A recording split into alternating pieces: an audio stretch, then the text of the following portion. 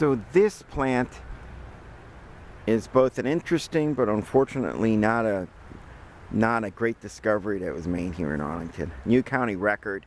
This is a non-native annual plant that I think is really fascinating, and I actually think it's a really cool discovery, but unfortunately not supposed to be here. This goes by a variety, a slew of names. The scientific name is actually Tegetes minuta. It is one of the marigolds, believe it or not, and common name in most of the English-speaking world is calling it a Mexican marigold, or a southern cone marigold, or a wild marigold even. But my family's from Peru, and in Peru, this is called Huacatay, and Huacatay is used in many Spanish dishes. And I'll talk more about that in a second, but I'll give you some other names too. Throughout Europe, due to its strong smell, it's sometimes called Mustard John Henry. And in Australia, again, outside of its range, it really grows in the Andes of South America, specifically Peru and Bolivia. This plant is also considered an invasive. And there, again, because of its strong smell, it's called Stinkin' Roger. The Spaniards call it anasillo. In other parts of South America, they'll call it suico, huacataya in Bolivia. Anyways, it's a pretty neat little plant. And even though it also one big common name is black Peruvian mint. But again, it is not a mint, even though it has very strong flavors. It is a marigold. And the flowers don't look very showy for marigolds, but be assured it is in the marigold family. So this is an annual, and again, it's not supposed to be here. It can get to 12 feet tall. This one's only about 5.5 feet tall. I'm looking at it. This is discovered here in Arlington besides one of our creeks. Some folks alerted us to it and so forth, and we're about to get rid of it because it's just right now wrapping up blooming, so we can get it before it goes to seed. And as an annual, that'll help control it quite a bit. We'll come back and check it again. But it was probably an escapee. Somebody planted this for food someplace, and could have very well been a Peruvian because it's got strong cultures with strong ties with Peruvian culture. For one, Huacatay is a famous Peruvian herb for lots of foods. In fact, if anyone's ever eaten ocopa, this is the main ingredient in the sauce that goes there that gives it that greenish coloring. It's also, if you ever eaten Peruvian chicken in any of those restaurants, and they give you those two little containers of sauce. One is yellowish, the other one is greenish. The greenish one oftentimes uses Huacatay as the main ingredient.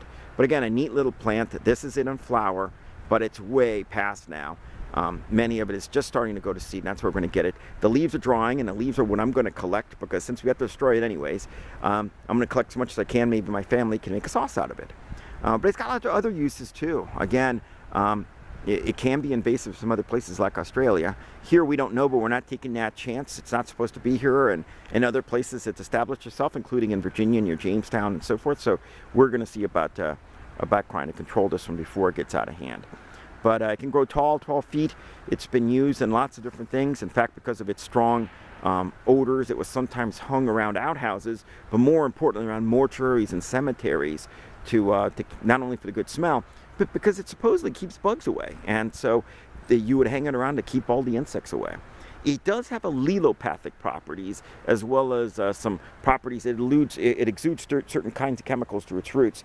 It's allelopathic, and one of the things that it affects are many kinds of plants, of course, thus being allelopathic. It combats, sends out chemical warfare against other plants.